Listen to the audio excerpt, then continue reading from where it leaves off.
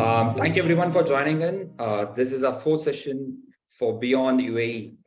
We are super excited about today's session. We have amazing panelists with us. We're going to be kickstarting the session today. I would like to start with the panel moderator for today, who's Anshu Gupta, my co-colleague of Headstart. She wears many hats. Like I'm going to be starting with a few of them, which we know is going to be, she's the CEO of Pinstorm, one of the earliest digital marketing firm. She's also the founder and social entrepreneur of One Shoe Trust.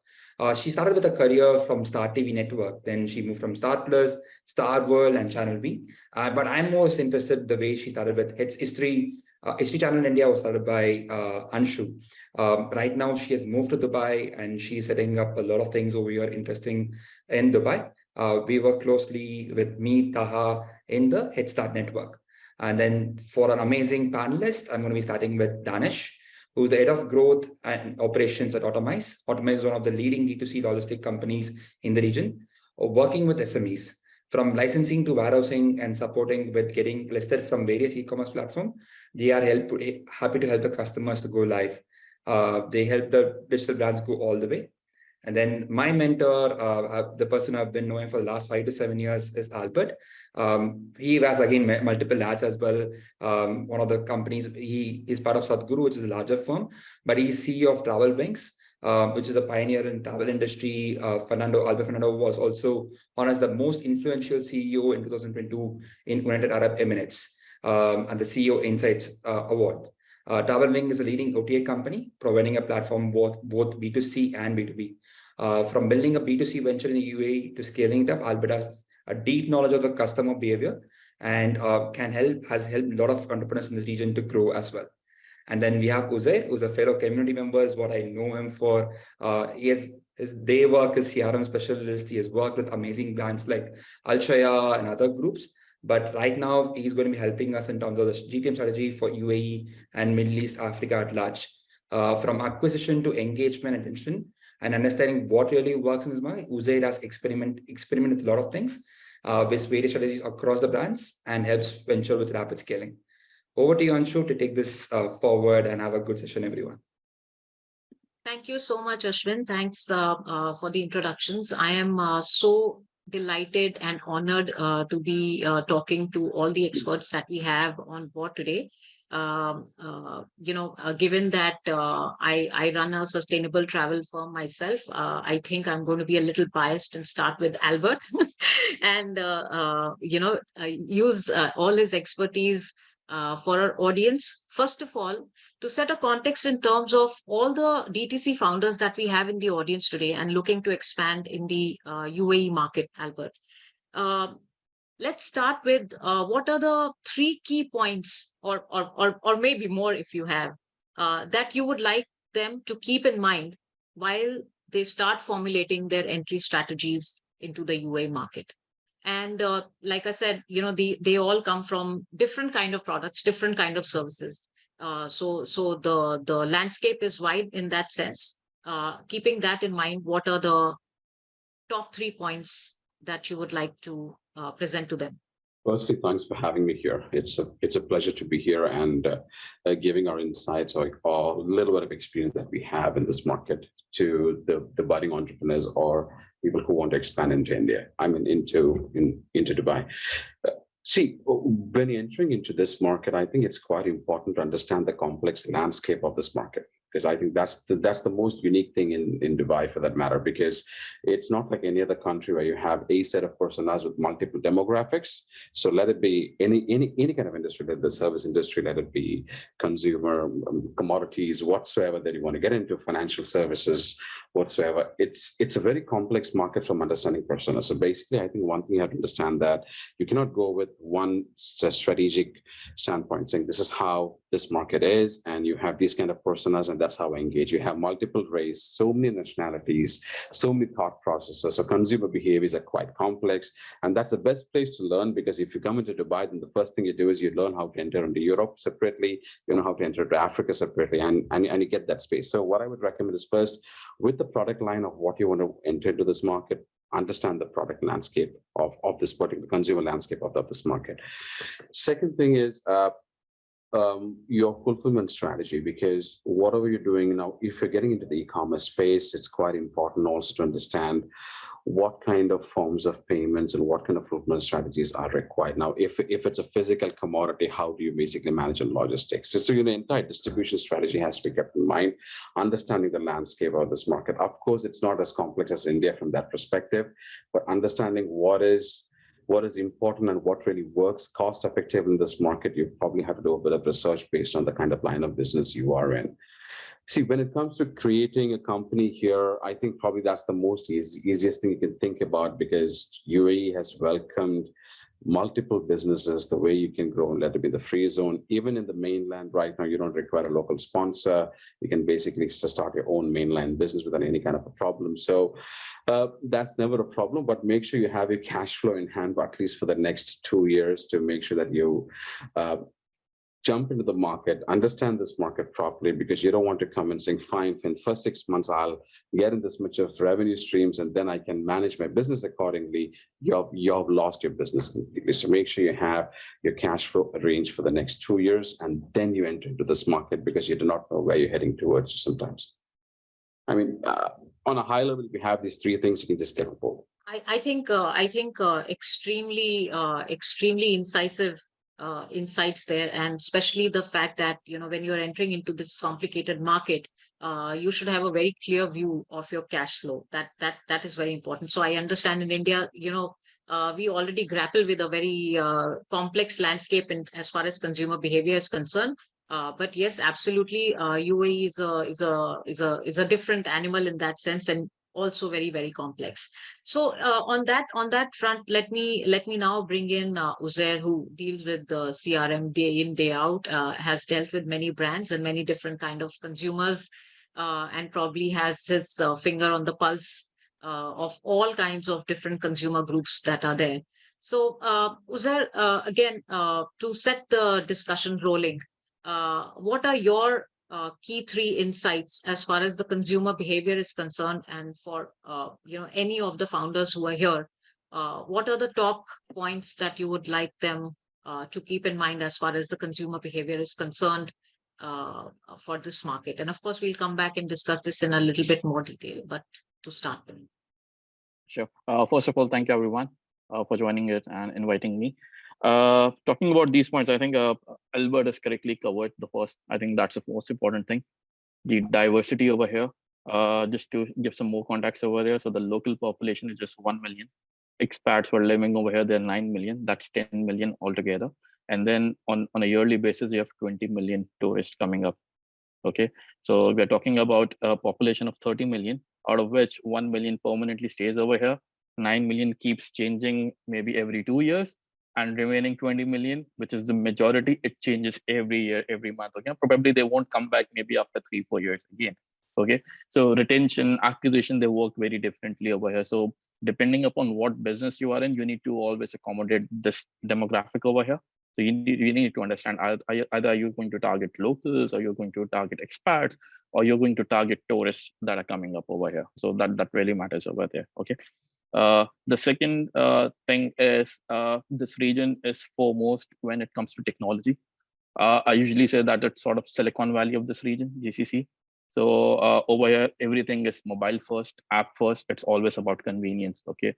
So anything that has to do with convenience, increasing the speed, or doing things quickly, or just being in the pocket of people over there through mobile apps, that is something that is very instrumental for this region over here. Okay. The last thing is that I would say it's not just about, you're not here just to sell to people, but you will have potentially employees working from you. Okay, and they also come from very diverse background.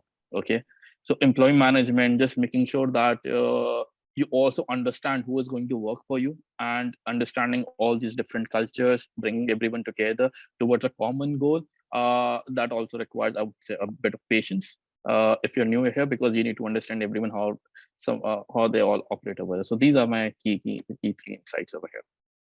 Absolutely amazing and very, very insightful. And for D2C brands, I mean, the market is definitely very hot in India right now with the kind of brands that we are seeing across all categories. And I think one thing that they have or they need to crack, like Albert also mentioned, one of the first few things is fulfillment, right? I mean, that is really the crux of the whole D2C segment is that, they're able to reach their consumers in the way that the current channels do not, apart from marketing, of course, which we will also talk about. So, Danish, let me ask you about the various kind of fulfillment uh, outlooks that the brands need to have when they come into UAE market, and also if you could throw some light on how it is kind of different. What are the kind of expectations that consumers have over here, which the founders need to keep in mind while they're deciding their fulfillment strategies and partners, and also what are the various trends that you're seeing, and you can throw light on what specifically UAE market will be giving to them. Sure. Again, first of all, thank you very much for having me here. So as Albert mentioned, fulfillment is a key component, especially for product-based e-commerce brands, direct-to-consumer brands, right? One of the first and foremost things to be aware when you come into the market and decide to work with a fulfillment center is to know what your numbers are looking like at present and what your projection is going to be. And secondly, identify a fulfillment center that meets your requirements. So actually a step prior to that is knowing what exactly you're looking for from your service partner. Traditionally, it's been last mile delivery partners who extended a step back and then started provided warehousing and fulfillment. And on the other hand, it's been storage companies that have taken a step forward and have started providing fulfillment services as well. But their capabilities would be very much limited since it would be an add-on or value add to the existing business. You as a D2C brand will first of all need to know what exactly you're looking for from a logistics partner, from a 3PL or fulfillment partner. And once you've identified what is it that you need, then you can go about the market to do your own research and due diligence to identify the right partner, right? A few simple examples that I can give, which are overlooked, especially in the initial stage, is, hey, should my fulfillment center be using my branded packaging to enhance the unboxing experience for a customer? Or should they be using their branded packaging? Which maybe cause confusion to end customers when they receive a package that says, for example, Automyze, but they've ordered on xyzbrand.com. There's a slight confusion. Where did I order from? Where did this package come in from, right? So a few of those nuances need to be understood at the foremost level.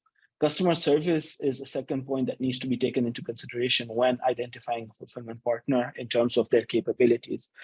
Because one of the most important aspects of this country is being bilingual, if not multilingual, right? So a fulfillment center that can actually cater to that specific requirement, especially Arabic as a language, because as an Indian brand, Arabic would be on the back step, right? Your translation might be there using different tools or agencies, but Arabic customer support, spoken or written, might be lacking in the initial phase. So a fulfillment center or a last mile delivery partner that can actually, cover that step for you up to the time that you can actually build the capabilities in-house. So it's quite important to understand what your requirements are, how you want to present your brand out there in the market, and what fulfillment center can actually understand your requirements and develop processes around them, customize their own processes to cater to your specific requirements. Because at the end of the day, it's a simple cycle, right?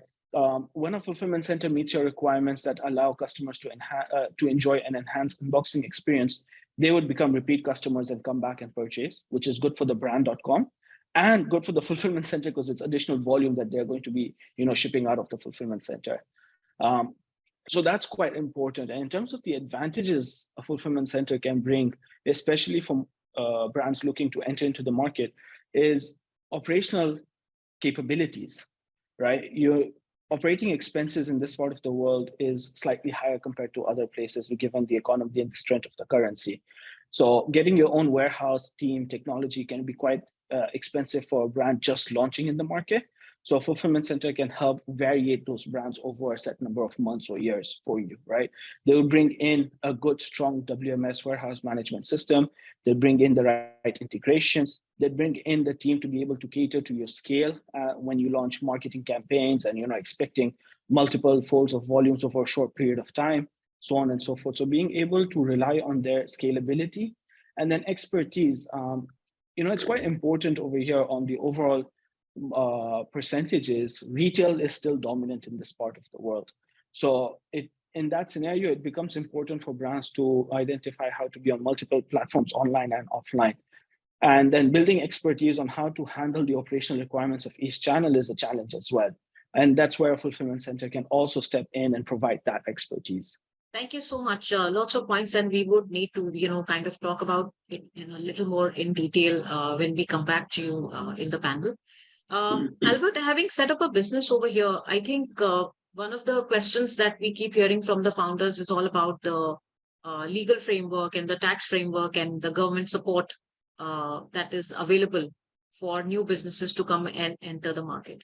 So is there like a landscape that you can lay out for them in terms of founders looking at setting up new businesses here with all the new support schemes that the government has? So I think that there are two things here. So one is basically depending upon the kind of business you want to start. If it's an e-commerce business, okay, until last year or 1.5 years ago, if you had to take something in the mainland, you always required a sponsor, a local sponsor. So there were many businesses which were quite skeptical about the fact that should I be having a local sponsor with 50% share of the entire business and so on and so forth. They would all book it in the e-commerce, in the free zone space, right?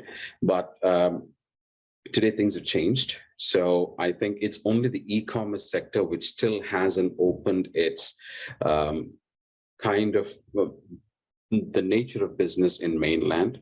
The rest, all the other sectors, you can start your business in the mainland. And I would recommend, if it's not an e-commerce business, and if you're going to start any other line of kind of business, start on the mainland, because you get a lot of other facilities from the banking sector as well, because financially there's a lot of other credibility that you get along with it. The moment you are a free zone company, there are some cons to it as well, to be honest. Now, starting up a company, and so here is quite easy.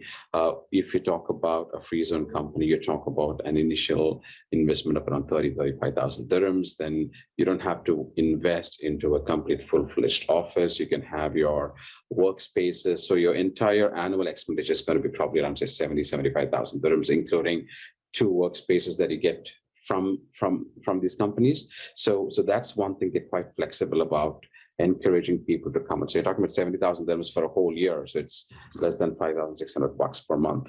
That's your actual expenditure, which is quite cheap compared to many other countries across for starting up a company. On the flip side, if I go to the mainland, you can still save that money a lot more, to be honest, because if it's not an e-commerce business, why? Because you have so many other areas where you can take rents for your office for a very, very cheaper rate. Because here you're talking about 2 seats for 30,000 bucks a year. You can probably take a small seat outside in the mainland for probably even 15,000 dirhams a year. So it all depends upon what kind of business you want to get into. Of course, if it's a business with a lot of logistics, then you have to look at where you can source, as what Danish mentioned, how do you get your fulfillment centers on board? But opening up a company, it's not a big rocket science. It's quite easy. They're quite warmed in that front. But the second thing is about opening up your bank accounts. It takes a while. It takes a while, because if you're starting up a company and you're opening up a bank account for that organization, it takes a while. And don't ever come in with the mindset saying that, fine, I come in, I start the business, I show some turnover for 6 months, 7th month, I can get some facilities from the bank, I can get some, all these kind of aspects. Don't keep that in mind. It takes a while, because the regulations, in one way, it's very good. They're highly regulated. But I think they're not unfair. They're fair, but they're quite strict. So which means getting up a facility from the bank, you have to have some good cash flow. You have to show some good stuff inside the bank, and then that's how they get into it. Now, when it comes to taxation, they have brought up the concept of VAT right now on multiple aspects. But again, that is calculated based on the revenue streams that you make.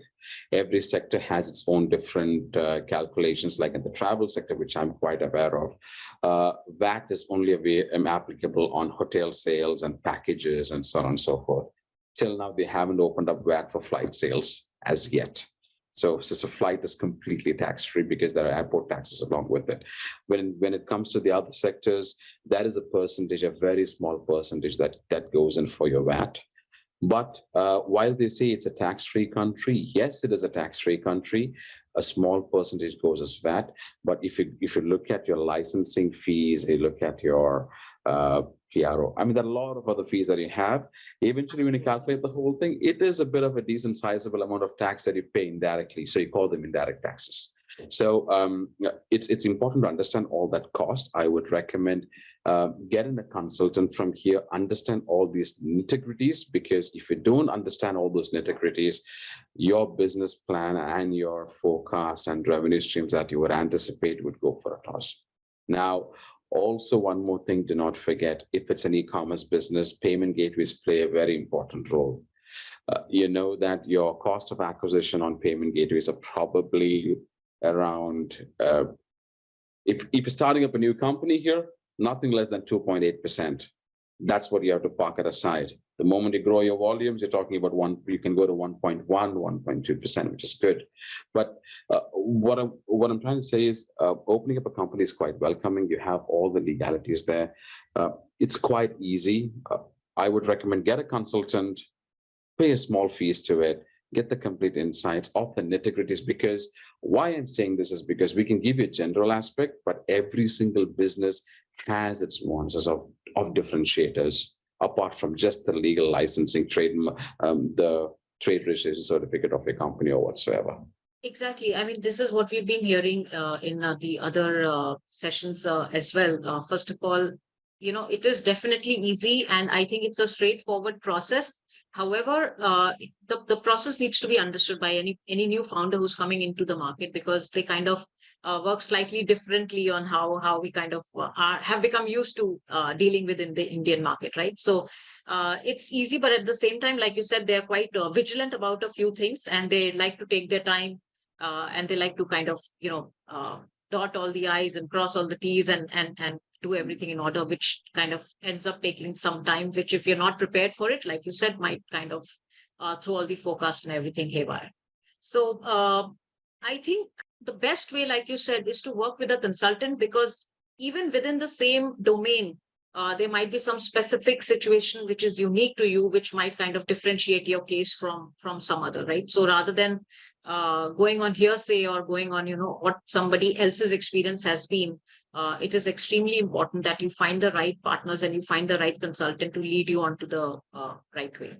And I think that makes that journey easy. So once, let's say, for any D2C founder that is happening, and I think the few things that they would end up talking about in their GTM strategy, first of all, is the kind of consumers that they want to reach out to, or the kind of product lines that they have in India, and if they need to kind of, what kind of alterations they need to make, or what kind of new products that they need to introduce in the market. So again, it's a very wide topic. I don't think that we can talk about everything, but Uzair, coming to consumer trends, consumption trends, I mean, the kind of D2C explosion that we're seeing in India market, in food category, in cosmetics category, in skincare category, in every single category at this point of time. What are some of the trends that you can highlight as consumer trends that the D2C founders can make use of, or can at least understand how it helps them create any kind of differentiation when they're bringing the same products into the market? Okay, yeah.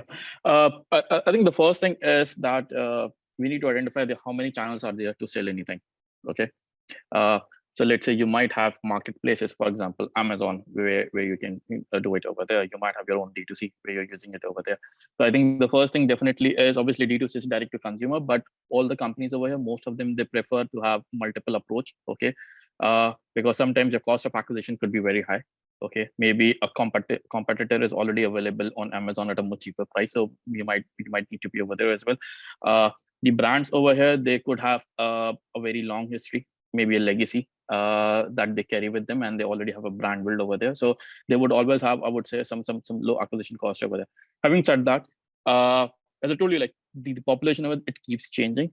Okay, new people keep coming up after every 2 years, so you'll never find problem in acquiring new people. Okay, new acquisition, and that is a very big issue with this region. Okay, specifically with UAE. Okay, you will continue to spend on acquisition.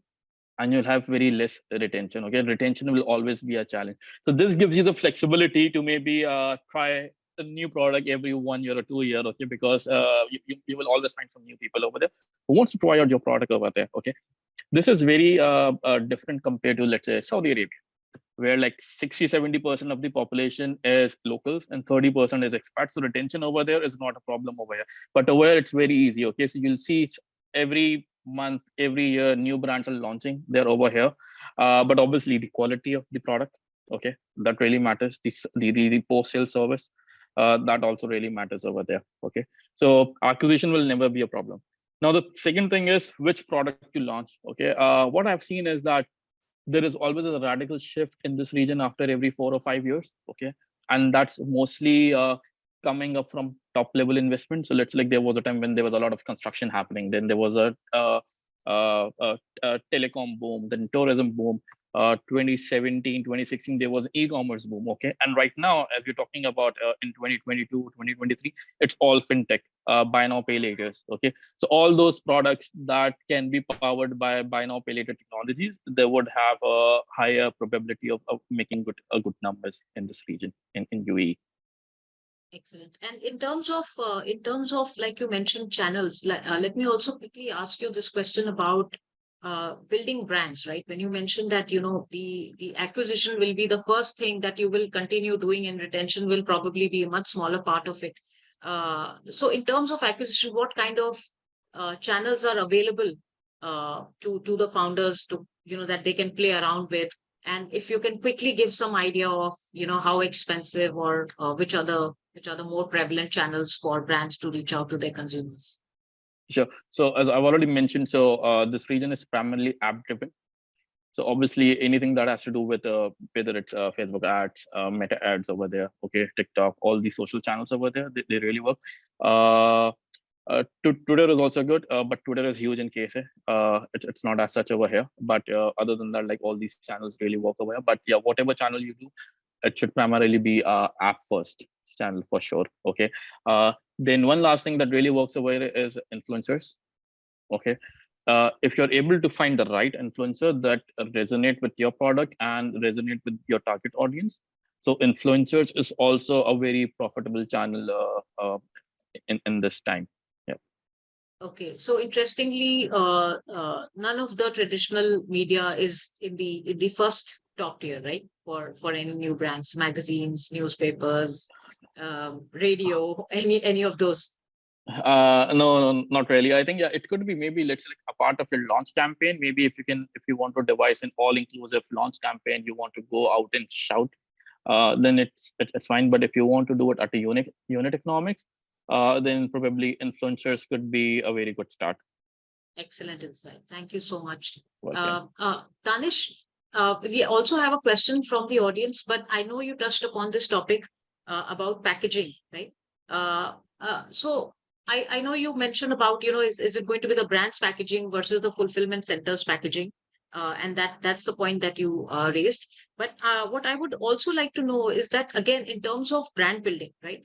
When I'm new in the market and the kind of offtake that people will have, how much do you think in terms of the brands that you have handled, the audience not knowing the brand? I mean, the brand may be big in India or may not be very big in India, maybe, taking fledgling steps in India as well. What is the kind of connect that consumers are able to make with a new product in the market? And what is the kind of impact that brand building has on the kind of, or the volume of orders coming in?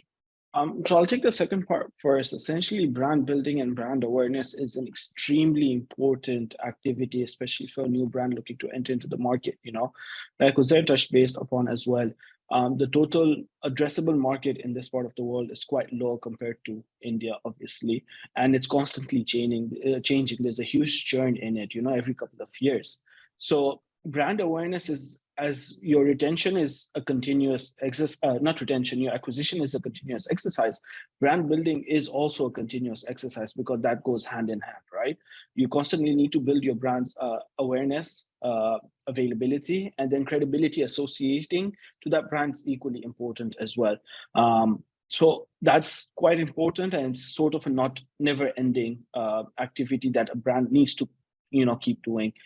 And when it comes to brands that are very known in India and then looking to enter into this market, one of the things that we would like to also understand is the usability of the product itself, right? Although the brand might be still known by the huge Indian population living in this part of the world and others, is the product of same use the way it is back home? Is it solving the same problem here that it is back home, right? Does that problem exist here to begin with, first of all? So that's quite important to realize. And that being said, even then, it might be important to sort of rebuild your credibility to the wider market, to that ever-changing market, because there have been instances in the past where consumers have gone through extremely bad experiences online, and that's deteriorated their intention on shopping online. So that's why retail is still a huge segment in this part of the world. And secondly, that also reflects into the payment methods, right? So although payment gateways are a very much necessity, providing prepaid, buy now, pay later solutions, mobile payment solutions through app-based products, cash on delivery is still a huge segment, especially for new brands in this part of the world. And the reason being is because of a new brand entering into the market, so lack of awareness and credibility in the beginning, especially. So all of those activities are quite important and continuous, I'd say. Great.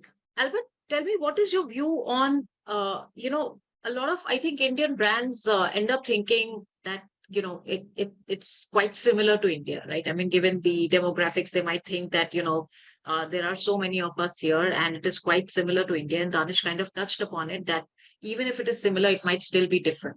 Now, what are the common pitfalls that a brand might, get into if they come in with this kind of mindset that, it's like another India away from India?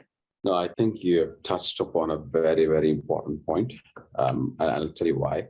I might be wrong, but what I have learned with the Indian market, it's a very price-driven market. It's all about price points, right? And I would sincerely recommend anybody who's coming into this market, just don't take your price points as the most important asset of your strategy of consumer acquisition. I think it's about the value proposition you have to bring in, because you have multiple different personas. And if you have to increase your customer lifetime value, you also have to throw in a flair of, Uzair and Danish had mentioned about services, your services, your differentiator, and also focus on the niche. It's quite important to have a balance and mix of all these three from day one. Just don't go behind volumes, because if you go behind volumes, you're talking in a very competitive space.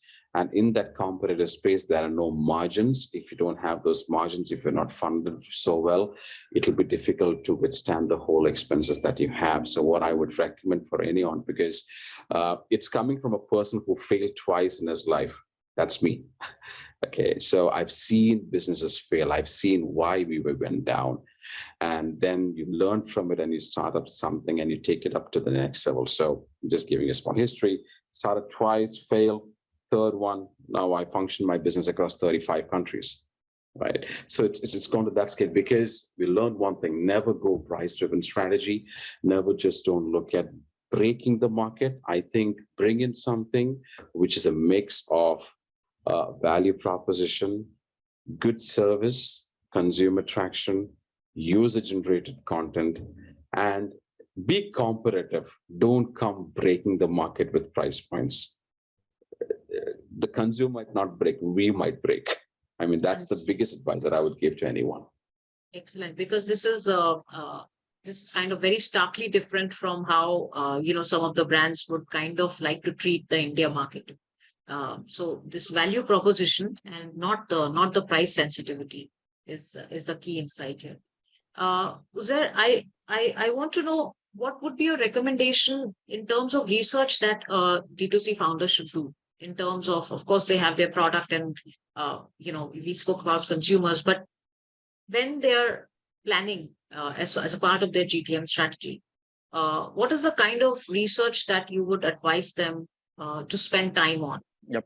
I think the first thing that they need to do is to focus on product market fit, PMF. Okay. Most of the time, people usually don't do that. Okay. And when they launch something over here within this market, and the product might be working very well back in India or somewhere else. Okay. But when they launch it to a new market, it doesn't work out. So product market fit is very, very important. Okay. Uh, Maybe in the form of focus group interviews, talking to the people, doing some service, but really understanding that what the people want over here and what are you going to sell. So PMF is always the first start. Okay. Then the second thing is obviously you can launch with some sort of beta thing. Okay. And when you're doing that beta phase, make sure experimentation is on top for you. Okay. Because you need to really experiment and you might need to change things.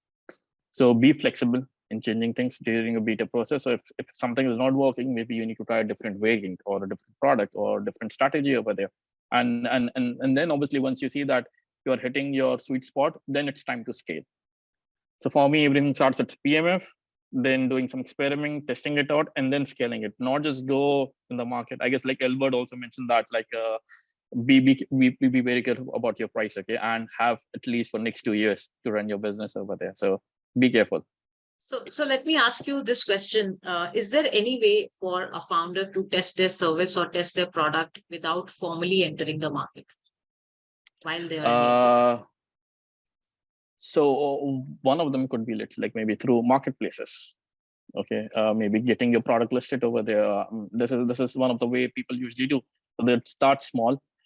You start selling it on marketplaces. If something is working well, then you go for private labeling, and then you start selling by your name. Over here in this region, we have seen a couple of brands that were nothing, and now they've grown. It's like I can tell you maybe Anchor, Ugreen. Okay, we buy the USBs and all of these things. Okay, no one knew these brands maybe 3 years ago. But now if I want to buy something that is related to electronics, yeah, I can easily buy something from Ugreen. Okay, and now they have their own website and own D2C approach as well. But that's one way of testing the market. So that could be one of the ways, for a new founder to kind of at least even start getting consumer feedback, right? That is very important. So somebody buys a product and gives feedback on how they actually found the whole experience of the product, and that is always important. I mean, not just in this market, but that is something which is always important.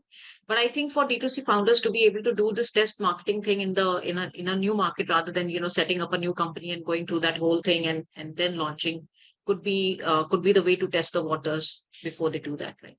So what kind of cats are we talking about across different sectors? If you can just kind of share your experience. You've dealt with many brands in all stages of their life cycle. So for new brands in some different sectors, what is the kind of acquisition cost that they can kind of do a ballpark calculations on? Yeah, so it varies again, like it varies industry by industry. Okay, so e-commerce could be lower. Okay, it could be maybe $5 to $10.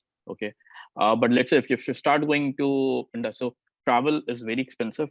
Fintech is very expensive. Okay, so over there the CAC could be like around $150. Okay, so if you're selling a flight for like $500, your CAC could be $150 over there. So you end up saving less over. Same as with fintech as well, because if someone who is maybe depositing or investing some money with you, maybe if he's depositing like $1,000, obviously your CAC will be around $100 and $200. Okay, it varies by industry to industry, but for e-commerce, yeah, it can go down to maybe $10, $5, $15. Yeah. Any specific figures you could share on, let's say, food as a category, or personal care as a category? Personal care, I would still say they fall in the same price range, not exactly over there. But food, if you look at it, so I guess that takes me to a very different topic. Okay, and that is why you might see that companies over here, they are sort of like pushing towards being a super app in this region. Okay, so they want to sell pharmacies as well. They say they want to sell groceries as well. Okay, they're trying to bring their unit economics down. Okay, the cheapest cost is through groceries. Okay, the cheapest acquisition cost is through grocery. Okay, and that is why if you can see all these apps over here, Noon, Kareem, Talabat. Okay, if they're selling groceries, the CAC is very low, $1 or $2 a lead. And once someone buys those groceries, then they can start cross-selling them through foods and all of these things. So it's more about in that. Great, great insight. Danish, from fulfillment, let's kind of move a step backwards into actually sourcing, right? And just wanted to pick your brains on in terms of especially these categories that we were talking about, personal care, foods. Just share some experience that you might have on the founders in this category importing their stuff from India and trying to sell it over here versus trying to figure out if they can manufacture it locally. Yeah, so in that specific category, which is consumables, it's important to know that along with the way you have to get a trade license, you have to get product certifications done, right? So that's an integral part of this particular product category, consumables, where they need to go through some sort of lab testing and approvals and certifications before they can actually be shipped in bulk into the country to be then sold locally.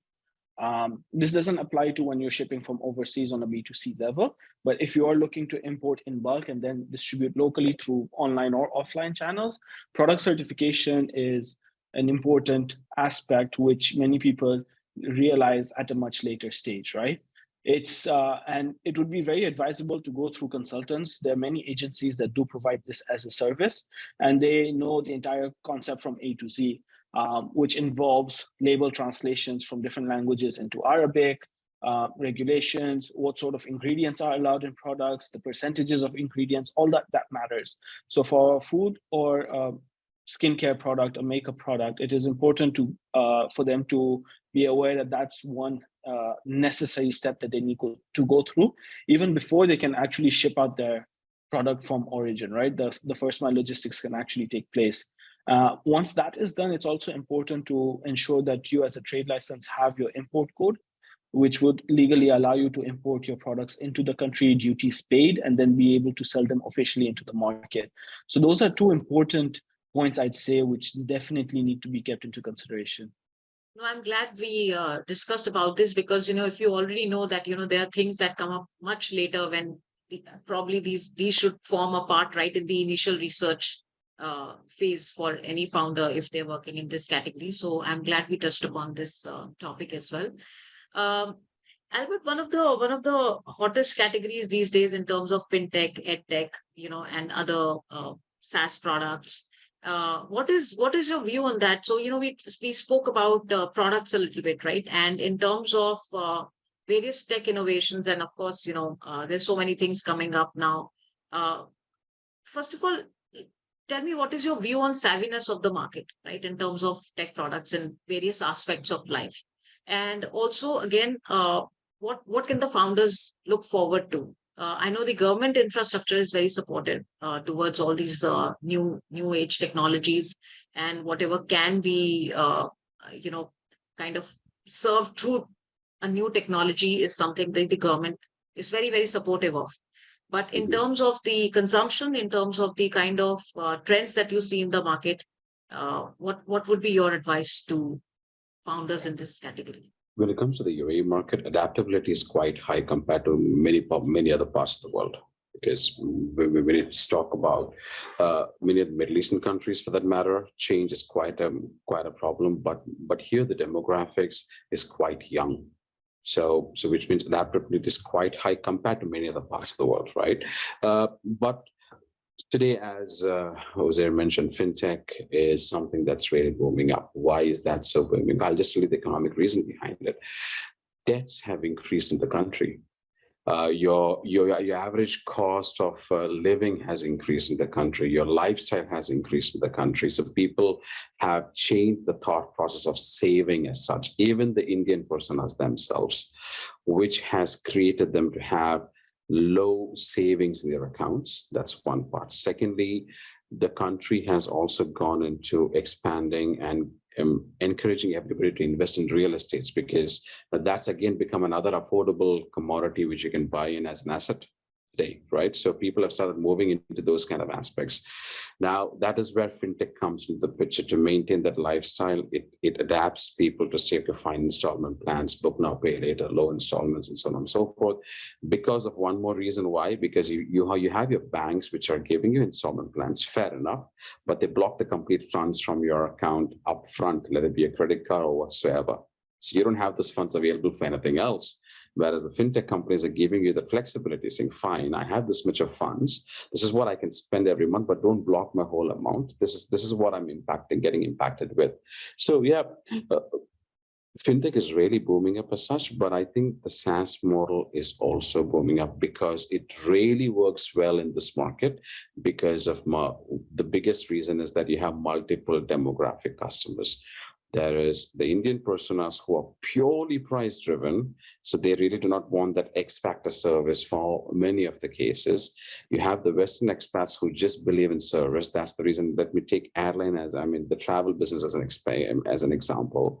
The OTAs, I'm in the OTA space. I'm many a times cheaper than the airline website, but still these personas go and buy 60% of the travel has been booked on the airline website, though they're slightly expensive, because they believe in the trust factor in terms of what the business is all about. So price doesn't come to these kind of personas. SaaS model works in very, very well. Anybody who wants to get into this market, it just becomes, you have A, B, C, different kind of services. This is what you expect. It fits in for many of them. So anybody who's getting into the service industry with a SaaS model, I think that's a very good recommendation. Go ahead for it. When it comes to the product industry, I think as Uzair and Danish mentioned, before you could jump into it, throw the product out there, see if it's really working out, and then take it for, because the moment you're in a product company, your rules and regulations and certifications and all those things, it's not just a small list, it's a very, very big list. So again, getting a new product in the country is quite easy.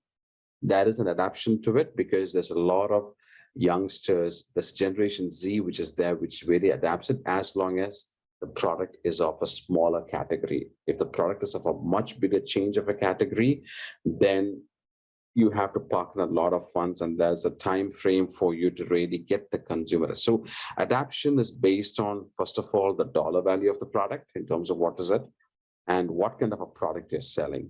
So the bigger the product, more time for adaptation. Smaller the product, you can test the waters and see how it is. And if it's a tangible product, it's an intangible product, much more easier to basically test the waters. Thank you. Thank you so much. Uzair, I'm going to ask you $1 million question now, which is that if you had to give some advice to the founders in terms of the categories that, these are the hottest categories in UAE right now where you should enter as a founder, what would you say? Because a lot of founders are in that situation where they are like, okay, I want to do something in UAE, but what? Okay. This comes with a disclaimer. Okay, test it on your own. Okay. So based on my experience, okay, so a couple of things that have really worked. Okay, and the first thing that I would start with is cosmetics. It's very expensive. So the population over is it's for working females, and all of them need to do makeup. So I've seen that when I was working for Alshire. So our cosmetics category was really working. Okay, now it's not just cosmetics. Okay, it's I would say anything that has to do with personal hygiene, fragrances, all of these things. They work over here. Okay. Fintech, obviously, it's one of the biggest things that you can always work on. Right now, a lot of investment is being made in the real estate market. Okay, that's another way to explore. But until when, I don't know. There is always a boom and bust cycle in that market over there. People are, as he's already mentioned, SaaS. I would say Web3.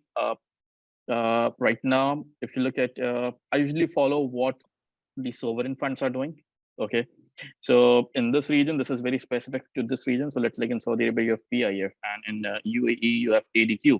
Okay, so they have also started set aside, let's say, like a couple of funds over here. I think the total fund available at ADQ is $400 billion, and the news keep popping up every month. Like they have set aside $40 billion for this, $50 billion for this. So they're working on Web3 as well. All of these things. Sustainability is a topic that has been talked about.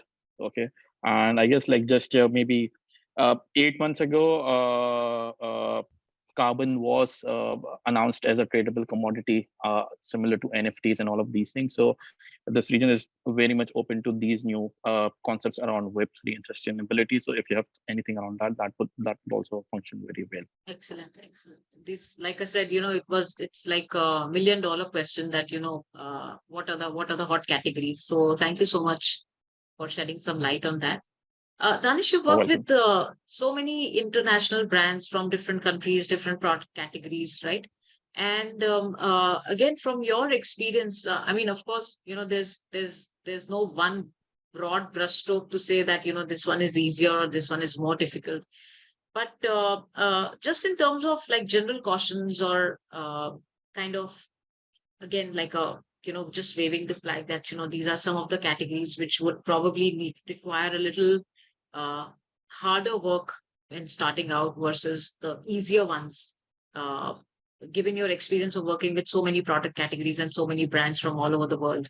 So yeah, on that front, if you're looking at purely direct to consumer e-commerce based, right, I'd say skincare and food are somewhat challenging categories to work with.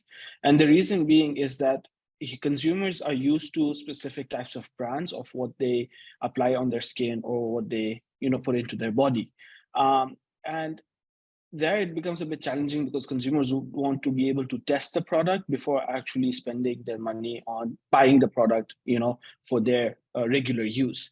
So those particular categories compared to other categories on a pure play e-commerce perspective might be slightly more challenging based on my experience.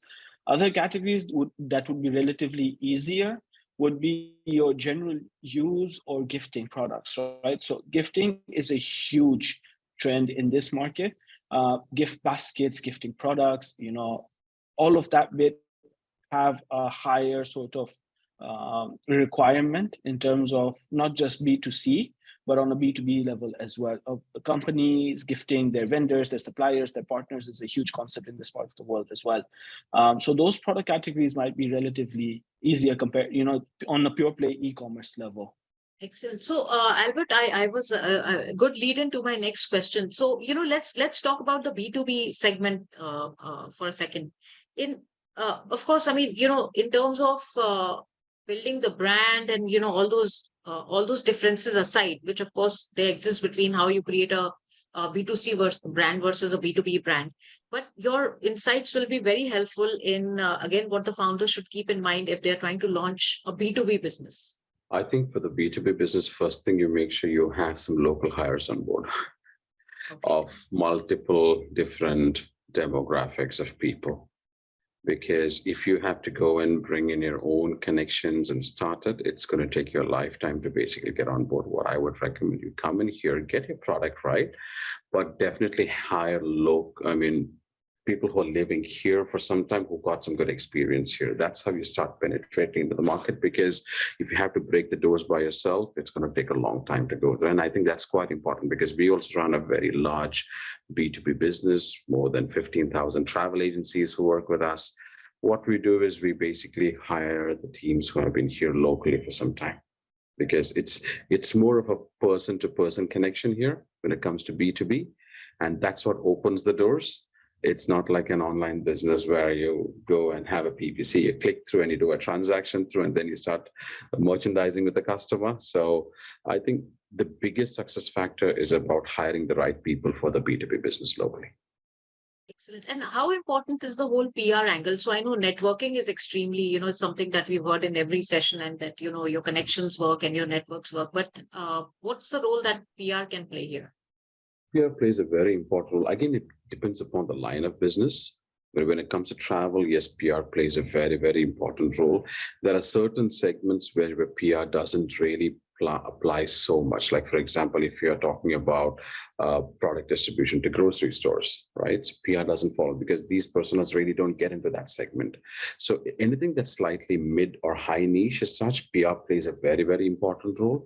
Anything lower than that, it's about a banya shop. You have to get people on board, get the right people on ground, and they are your PR more than the actual traditional PR strategies that you work upon. So it all in travel, yes, PR works like madness because that's a very important segment that we work upon, but it again depends upon the sector. Thank you. Uzair, when I'm designing my outreach strategy, and you mentioned already, the kind of consumption that people have for app first products, firstly, secondly, influencers and TikToks and your Instas, and you spoke about all that. But in terms of partnerships, is there something that the founders can look at in terms of forming some kind of partnerships with either different brands in some category, or some of these marketplaces that you mentioned? Are they open to some sort of partnerships, just kind of take it a little easy rather than doing everything on themselves to begin with? Yeah, so partnerships are very common over here. Okay, the only thing is that how deep is your relationship with partner? Okay, I'll go back to what Albert was mentioning. Okay, you need to have solid people, people of local experience and local connections over there.